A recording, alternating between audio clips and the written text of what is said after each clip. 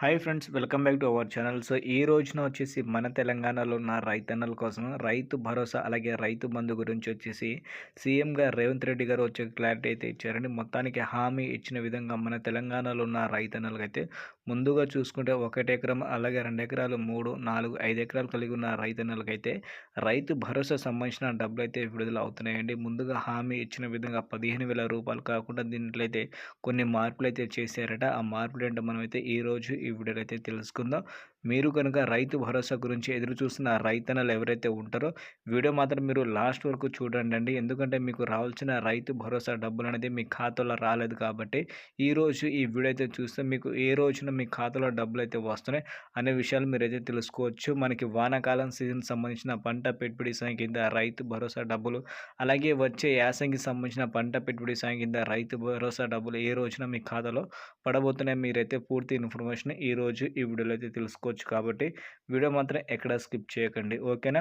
So మొత్తానికి వచ్చేసి మీరైతే వీడియోని ఒక లైక్ చేసి సపోర్ట్ అయితే ఇవ్వండి. కొత్తగా చూసే వాళ్ళైతే మన అను ఇన్ఫో యూట్యూబ్ ఛానల్కి అయితే సబ్స్క్రైబ్ చేసుకోండి. సో ఈ రోజు కనుక మనం డేట్ చూసుకుంటే 7వ తారీఖు వచ్చేసి మంగళవారం రోజున మన తెలంగాణలో ఉన్న రైతన్నలు ఎప్పుడెప్పుడు అని ఎదురు చూస్తున్న రైతు భరోసా గురించి సీఎం గారు రేవంత్ రెడ్డి గారు ఒక మన ప్రెస్ మీట్లో ఒక అనౌన్స్మెంట్ అయితే ఇచ్చారండి. మొత్తానికి హామీ ఇచ్చిన విధంగా మన తెలంగాణలో ఉన్న రైతులకైతే రైతు భరోసా సంబంధించిన డబ్బులైతే ఇస్తున్నామని హామీ అయితే ఇచ్చారు. కానీ ఆ డబ్బుల్లో కొన్ని మార్పులు అయితే చేస్తున్నారట. గతంలో మనకి అసెంబ్లీ ఎలక్షన్ ముందు హామీ ఇచ్చిన విధంగా ఎకరానికి 15,000 రూపాయలు కాకుండా ఎకరానికి 12,000 రూపాయలు అనేది ఇవ్వడానికి అయితే మన రాష్ట్ర ప్రభుత్వం అయితే ముందుకైతే వచ్చిందని ఆయన చెప్పడం అయితే జరిగిందండి.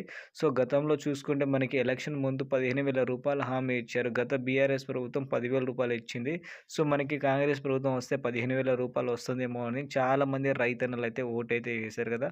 ఓటు వేసిన తర్వాత దాదాపు సంవత్సరం పరిపాలించిన తర్వాత మనకైతే రైతు భరోసా డబ్బులైతే రాలేదని చాలామంది ఆవేదన చెందుతున్నారు. వాళ్ళ కోసం మనకైతే సీఎంగా రేవంత్ రెడ్డి గారు డబ్బులైతే ఇస్తున్నాం హామీ ఇచ్చిన విధంగా, కానీ డబ్బుల్లో కొంచెం తక్కువైతే చేసి ఇస్తున్నాం. ఎందుకంటే మన రాష్ట్ర ఆర్థిక వ్యవస్థ అనేది ఇప్పుడైతే కొంచెం బాగలేదు. దానికోసం వచ్చేసి గతంలో హామీ ఇచ్చిన దానికంటే కొంచెం తక్కువ ఇచ్చే అవకాశం అయితే ఉందట మనకైతే రైతు భరోసా గురించి.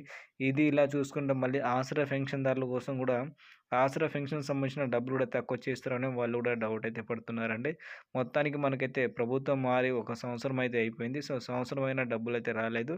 ఏ రోజున డబ్బులైతే వస్తున్నాయో దాని గురించి కూడా మనకైతే క్లారిటీ అయితే ఇచ్చేసారండి. సో మనకి ఈ నెల 26వ తారీఖున వచ్చేసి డబ్బులు విడుదల అవుతున్నాయట్టు మనకైతే సీఎం గారు రేవంత్ రెడ్డి గారు చెప్తే, దాని తర్వాత ప్రెస్ మీట్‌లో వచ్చేసి వ్యవసాయ శాఖ మంత్రిగా తుమ్మల నాగేశ్వరరావు గారు ఈ సంక్రాంతి పండుగ నుంచి విడుదల చేస్తున్నట్టయితే అప్డేట్ అయితే ఇచ్చారండి. సో రెండిట్లో మనకి ఏది ఫైనల్ అవుతుందో అలా అదే క్లారిటీ అయితే లేదు.